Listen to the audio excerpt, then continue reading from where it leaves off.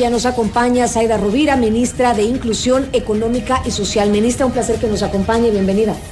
Buenos días, Dayana, buenos días, Javier, y un cordial saludo para toda la ciudadanía que en este momento nos ve, nos escucha con ese sentimiento encontrado de la lucha, de la unidad, del combate a las bandas delictivas, pero también con esa incertidumbre de qué pasará. En este sentido, pues quedo atenta a los interrogantes que ustedes tengan y a los de la ciudadanía también. Gracias, ministra. En una sociedad tan complicada, lo conversábamos extra micrófonos, como la actual, con desempleo, inseguridad, lucha contra el terrorismo, una guerra, un conflicto interno armado, ¿cómo recibió usted el Ministerio de Inclusión Económica y Social? Hay que partir por allí para entender luego cómo va la gestión. Bueno, lo que le pasó al MIES, creo, igual a todos los ministerios y al gobierno en general, es que encontramos una estructura con muchos problemas, específicamente con deudas, que es lo más grande, lo más grave que tenemos que enfrentar. Esto a estas alturas no es ningún secreto, porque el propio ministro de Finanzas ya nos ha dicho cómo encontró el Estado, cómo encontró el país con ese déficit tan grande que va aterrizando en cada uno de los ministerios. En mi caso, me encontré con aproximadamente 26 millones de dólares por ahí. Y lo grave no es la deuda como tal, que ya es escandalosa y es problemática, claro. Pero lo duro de todo esto es que esta deuda corresponde a pagos de educadoras, de las personas que se dedican a cuidar a nuestros niños, niñas, a los adultos mayores, a las personas con discapacidad. Entonces, claro, hubo una mala distribución de recursos de todo el Estado, porque no voy a hablar en este momento de la administración anterior del ministerio, porque finalmente se generan los cursos, o sea, las órdenes de pago, y es en finanzas. Entonces creo realmente que aquí hubo una mala distribución. En el gobierno anterior no hubo la prioridad para el área social. Entonces eso nos tiene en este momento con 6 meses que se van aumentando impagos a estas personas que yo tengo que reconocer públicamente que le han puesto todo el amor del mundo al trabajo con los niños, con las niñas, con las personas con discapacidad, con las personas adultas mayores, porque a pesar de todo siguieron trabajando, claro. A pesar de estar impagos. A pesar de estar impagos, pero claro, esto trae otra situación muy grave, que en el momento en que no se les pagaba, ellos tampoco podían comprar los alimentos, no se pagaba el catering. En consecuencia, estamos hablando de 6 meses que mantuvieron a nuestras personas de grupos de atención prioritarias, el gobierno anterior, con una pésima alimentación, con un pésimo cuidado. El Ecuador, la sociedad ecuatoriana es solidaria. Lo hemos visto en cada uno de los momentos difíciles de nuestra historia. Entonces, por esa solidaridad que nos caracteriza, las educadoras, las personas de cuidado, se quedaron ahí, pero no podían hacer más. Entonces, claro, estamos viendo una realidad tan dura de los 6 meses anterior a nuestra administración. Yo le hablo solo de los 6 meses de la deuda, claro. Y que como les acabo de indicar, no solamente entraña la falta de pago, sino además la falta de ese óptimo servicio que la Constitución manda que demos las instituciones públicas a los y las ciudadanas. Okay. Y la deuda es repetitiva, ministra, porque esta misma entrevista la escuchábamos en enero del año pasado y la deuda igual era de 6 meses. Ahora, ¿cómo han venido funcionando y cuál va a ser el eje social del gobierno? Bajo eso, ¿cómo se ha hablado con el Ministerio de Finanzas? ¿Cómo ponerse al día y cómo poder recuperar esos servicios? Veíamos lo que pasaba en diciembre, por ejemplo, con los planes de erradicación de mendicidad y trabajo infantil, sí, que lamentablemente no pudieron seguir avanzando precisamente por esas deudas.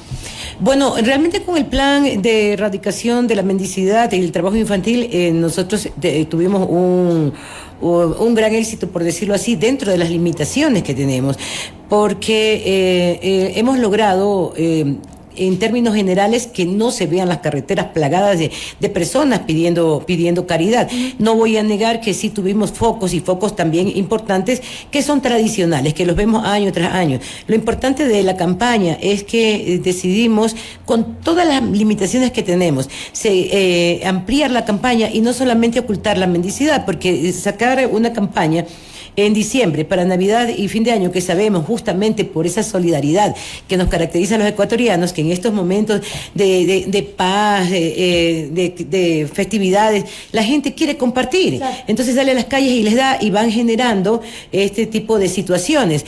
Entonces, claro, creemos que realizar una campaña solo para Navidad y fin de año es esconder la realidad de nuestro país. La mendicidad no es que explote en estos días. Lo que pasa es que se exacerba y que se aprovechan también algunos sectores de esto. Y lo otro que tengo que reconocerlo es que nuestro pueblo es tan generoso y tan bueno que tampoco mide qué va a pasar después. Entonces, esta campaña la mantenemos. Nos está costando muchísimo, claro que sí. Trabajar sin recursos es muy complicado. Y cuando usted me dice cuál va a ser el eje del gobierno en el área social, el presidente Daniel Noboa nos dijo desde el momento en que nos hizo la invitación, por lo menos a mí y a todos, pero estoy hablando personalmente de cómo fue este vínculo, ¿no? Lo primero es el ser humano. El presidente Daniel Noboa primero piensa en el ser humano y nos ha pedido de manera prioritaria la atención a las personas con discapacidad, a las personas adultas mayores, a los niños y niñas, es decir, a las personas con mayor vulnerabilidad. En este sentido también la atención, o uno de los ejes del ministerio, es la atención a las personas en pobreza y extrema pobreza. El Ecuador vive una realidad compleja que la heredamos, y aquí sí quiero ser totalmente justa en la precisión. No solamente viene del gobierno anterior, venimos arrastrando situaciones de gobiernos anteriores que han dado como resultado esta situación. Si nos remontamos a las cifras del INEC, las últimas cifras que tenemos son de junio del 2023, que seguramente a estas alturas ya aumentaron por la situación en que estamos viviendo. El Ecuador tenía 4.9 millones de personas viviendo en pobreza. Esto equivale a 27 de cada 100 ecuatorianos. Entonces, si hablamos de esa pobreza, y aparte, cuando hablamos de la pobreza extrema, que es otro rubro que también tenemos que atender desde el MIES, esta equivale al 10.8% de la población. Entonces, estamos hablando de que gran parte de los ecuatorianos y ecuatorianas necesitan de los servicios del MIES para su inclusión. Si tomamos en cuenta la situación que estamos viviendo ahorita, que le ha obligado al presidente a declarar esta guerra contra el crimen organizado y el terrorismo, lo hemos dicho, y creo que lo han dicho todos los actores políticos, esto es estructural, esto no es coyuntural, esto no pasó ayer, esto demanda de una atención del Estado para que podamos incluir a estas personas que no tienen acceso a educación, claro, que no tienen acceso a servicios básicos, que no tienen acceso a salud, a recreación, a niños que quedan abandonados desde muy pequeños y que son probablemente víctimas fáciles de la cooptación de bandas delictivas. Pero para hacer eso necesitamos recursos urgentes. Ministra, a propósito del tema, ¿cómo está el bono de desarrollo? ¿Está llegando a quienes realmente lo necesitan? Y lo que es más importante, ¿quién califica a quienes deben recibir el bono? Porque me da la impresión que allí está el meollo del asunto. Efectivamente, Dayana, el problema del bono de desarrollo humano, vamos a hablar solamente de este bono porque este bono tiene una particularidad, que es la que siempre me cuestionan cuando en mis entrevistas, y la ciudadanía. O sea, tenemos un bono que se paga desde hace tantos años, claro, y que el objetivo es, o debió ser, mejorar las condiciones de vida de los beneficiarios y sacarles de la pobreza, o hacer el tránsito de la pobreza extrema a la pobreza, por lo menos, como mínimo, pero no se ha conseguido de ninguna manera. Creo que el problema básico está en la concepción misma del bono. No podemos hablar de que se pretende mejorar la condición de vida de los ciudadanos cuando, si una persona compra una licuadora, le sacan del bono. Claro. El concepto para nosotros debe ser, y es, si una persona compra un artefacto que le va a mejorar su condición de vida, no sacarlo, sino más bien apoyarle. Compraste una nevera, entonces acá te vamos a dar, mejor. Claro, acá te vamos a ayudar con el crédito de desarrollo humano para que entonces puedas invertir y hacer tu emprendimiento. Entonces, primero que tenemos que terminar con este tema de que el bono es para una persona para toda la vida, y esa persona no puede comprar nada porque entonces le sacamos del bono, porque lo que hemos hecho todos estos años con ese criterio es acostumbrar a la ciudadanía, sentenciarle a vivir en extrema pobreza. ¿Cuál es el enfoque que desde el gobierno se le va a dar al bono? Es privilegiar, preferenciar el crédito de desarrollo humano para las personas beneficiarias del bono. Con este crédito, una persona, si lo hace de forma individual, tendrá un monto de $600. Si lo hace de forma asociada, que es lo que estamos promoviendo en este momento, tendrá $1,200 por persona. Es decir, que si se asocian más de 2 personas, 3, 4, 5, van a tener un capital mayor para poder emprender. Ahora bien, no les vamos a dejar solos, aquí está la plata, vean lo que hacen. El MIES, en conjunto con el IEPS, el Instituto de Economía Popular y Solidaria, adscrito al MIES, tiene desarrollado todo un programa y todo un plan para acompañarles desde la capacitación con sus emprendimientos propios y particulares. Por ejemplo, quieren poner una panadería, les vamos a dar la capacitación en repostería, en panadería. Y por otro lado, capacitación. Pero no solamente en la materia en la que van a desarrollar su emprendimiento, sino además en economía, en finanzas, en promoción, para que ellos puedan incluirse. Ese es el objetivo del ministerio, incluir a estas personas en la productividad y hacer de ellos ciudadanos y ciudadanas que se puedan autosostener, que puedan mantener a su familia y que ya tengan que salir del programa del bono de desarrollo humano. Okay. Entonces, con ese enfoque garantizamos que los y las ciudadanas que reciben el bono no van a estar toda la vida extendiendo la mano por la caridad del Estado, sino que el Estado cumplió con la inclusión, y ahí sí vamos a ir disminuyendo el índice de pobreza extrema y de pobreza, y ya de forma real, porque lo que nos ha pasado ahora es que le sacamos del bono sin que nadie sepa por qué, sin que se les explique por qué. Algunos sospechan y nos dicen, es que me dijeron que compré la lavadora, que compré y por eso me sacan del bono. Entonces es terrible el criterio con el que se ha manejado esto, terrible. Ministra, ahora, ¿cuándo se va a hacer en este 2024 el registro social? Que recordemos que el registro social es por donde parte precisamente el tema de adjudicación de bonos, y bajo lo que usted nos ha dicho, ¿cómo se va a hacer esa distribución de los quintiles? Que es el tema de la medición de cómo se da el tema de la pobreza. ¿Cómo se le va a hacer esta variante con las nuevas directrices del gobierno nacional? Bueno, Javier, el tema de la medición de los quintiles se tiene que trabajar de manera multisectorial y multidisciplinaria también. No se trata solamente de poder apreciar numéricamente cuántas personas pueden o no pueden acceder al bono.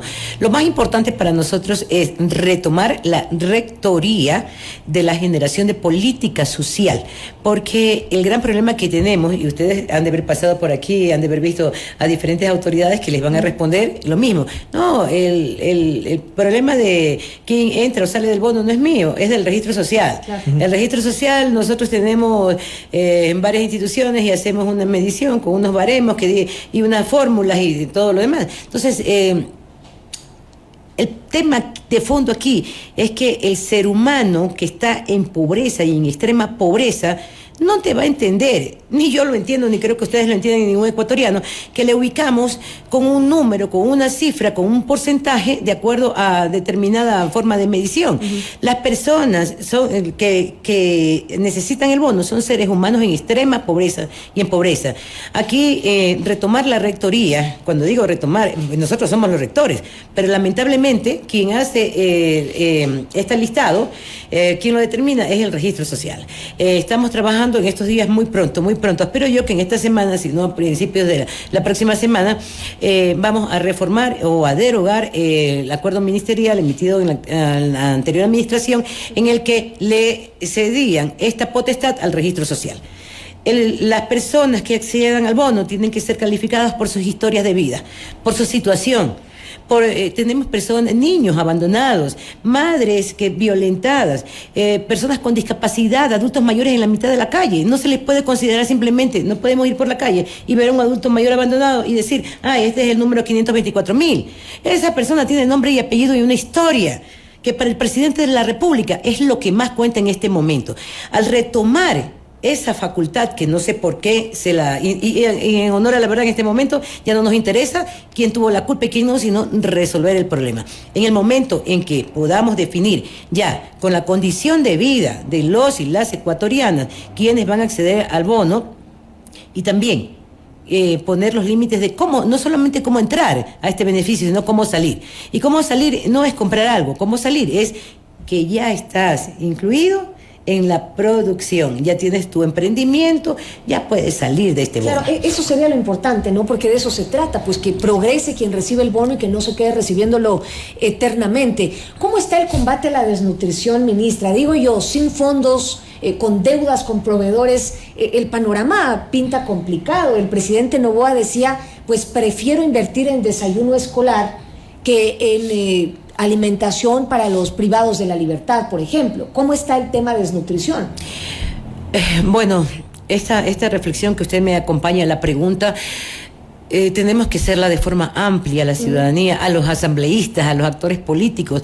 Podemos tener toda la buena voluntad del mundo, pero si no tenemos los recursos no vamos a avanzar. Y no se trata solamente aquí de que el gobierno no lo pudo hacer, sino que calificar a un gobierno trae detrás de esta calificación el bienestar del pueblo ecuatoriano. Cuando decimos este gobierno fue nefasto, este gobierno no lo pudo hacer, detrás de esas palabras está un pueblo que se está muriendo del hambre, sin trabajo, sin educación. Claro. Cuando decimos que triunfó el gobierno, estamos hablando de un pueblo que tiene condiciones de vida. Entonces lo que queremos es eso, que entiendan los actores políticos que no se trata de la imagen de Daniel Noboa, sino de este presidente que ha tenido el coraje para enfrentar a estas bandas organizadas, a la delincuencia, que al final del día, y lo hemos visto en este momento, son las que se están consumiendo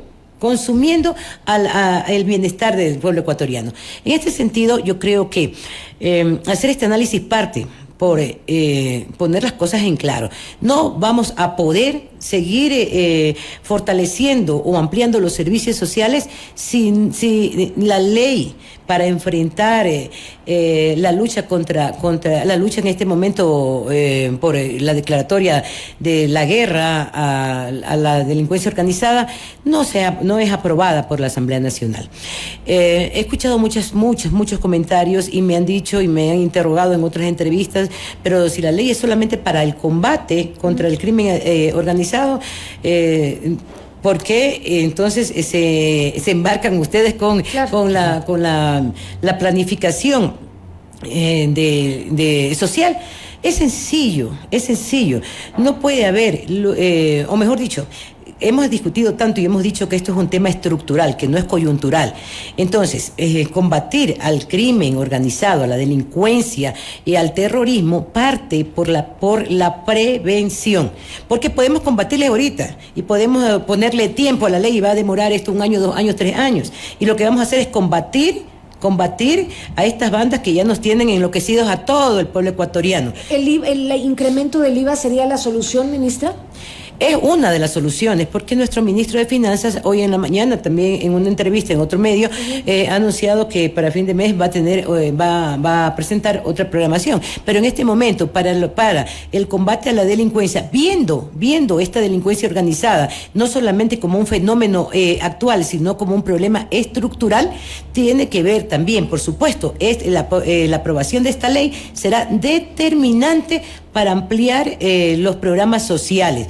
Y entendamos a toda la ciudadanía y a los asambleístas que ampliar los programas sociales, es decir, cuidar a nuestros niños, luchar contra la desnutrición, el acceso a la educación, a la salud, al trabajo, va a ser la herramienta fundamental para que en las nuevas generaciones no se encuentren de nuevo con otra lucha contra las bandas organizadas. El crimen organizado, la delincuencia y la violencia tienen su origen en la falta de atención a la ciudadanía y en la falta de oportunidades a la población. Si en este momento la Asamblea se sensibiliza, aprueba esta ley, vamos a tener los recursos no solamente para combatirles directamente, sino para fortalecer estos servicios que al futuro nos van a evitar enfrentarnos a nuevas guerras.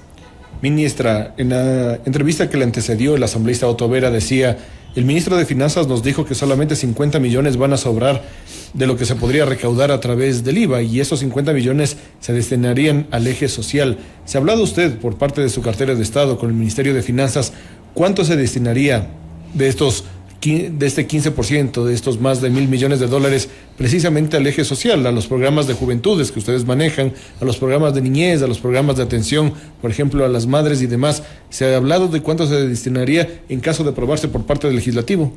Bueno, primero que tengo toda la confianza de que el legislativo se sensibilice con la situación que enfrenta el país. Yo estoy completamente segura que todos y todas estamos aportando con ideas, con reflexiones, pero esto va a partir por canalizar los recursos lo más pronto posible. Eso en primer lugar.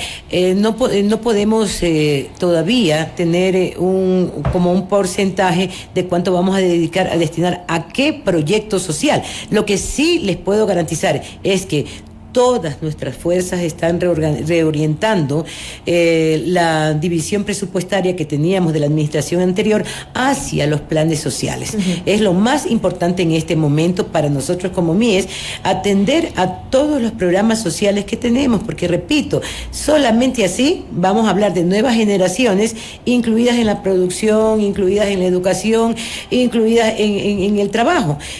Para nosotros eso es determinante. Ahora bien, también tenemos que esperar cuáles son las nuevas iniciativas que también el ministro de Finanzas va a presentar. Entonces, con todo este conjunto, porque no se trata solamente de la ley para enfrentar la declaratoria de guerra a estos grupos, sino también de otras iniciativas y de otras normas que también tienen que salir del gobierno. Ya con todo este conjunto, ya teniendo clara la parte normativa, nosotros como MIES nos podemos sentar y decirte lo que nos va a corresponder en este presupuesto, teniendo claro ya todo, vamos a destinar tanto para niñez, para los programas de juventud, para adultos mayores y para personas con discapacidad.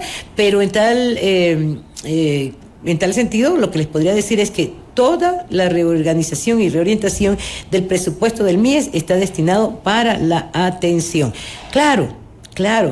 Tenemos que ver, tenemos que subsanar las deudas que tenemos. La ciudadanía nos reclama, y nos reclama con justa razón. Yo jamás les podría decir no reclamen. Tienen que reclamar, es exigibilidad de derechos, tienen que hacerlo. Pero si no tenemos los recursos va a ser muy complicado. Yo lo que les puedo decir es que con un gran esfuerzo del MIES y el Ministerio de Finanzas, a finales de diciembre logramos pagar en algunos casos hasta 2 meses de estos atrasos, pero tenemos algunos otros casos que todavía no se ha podido pagar, uno por la falta de presupuesto y otro también, y esto tengo que decirlo, otro también por la mala forma de realizar los convenios. Tenemos convenios que no tienen un solo documento. Entonces, ustedes saben que eso con Contraloría claro, no vamos a poder respaldo, hacer. Pues no se puede, claro. ¿Adjudicados de manera política este tipo de convenios? Tengo denuncias, estamos en esta semana me voy a trasladar a diferentes partes del país para verificar personalmente, pero mi teléfono está ya y colapsa de la cantidad de denuncias que tenemos con problemas justamente por este tipo de contrataciones que no tienen ningún soporte, con este tipo de convenios que no tienen soporte. Lo otro es con fundaciones que tienen fantasmas de papel, que no las conocemos y que tienen a su haber varios servicios. Entonces, todo eso estamos depurando y no se va a renovar convenios y se van a tomar todas las medidas legales. Además, en el momento que detectemos que ha habido utilización de fondos del Estado que son para niñas, para grupos de atención prioritaria. O sea, verá, yo siempre he dicho, esto lo repito a cada rato, jamás podría justificar un acto de corrupción, jamás. Pero cuando estos actos se dan contra las personas más vulnerables, ya eso es inhumano. Y para que un individuo pierda su humanidad, ya estamos llegando a un momento terrible de la sociedad y eso no lo vamos a permitir.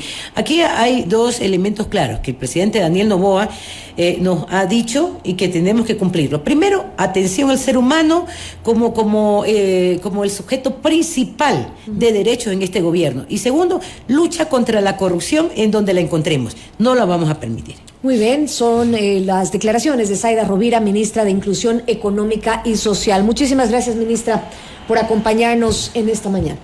Gracias, Dayana, Javier, y gracias a toda la ciudadanía. Yo sé que todos estamos con esta incertidumbre, que todos estamos con este dolor por lo que le está pasando al país, pero era la hora de enfrentarlo y enfrentarlo con mano dura.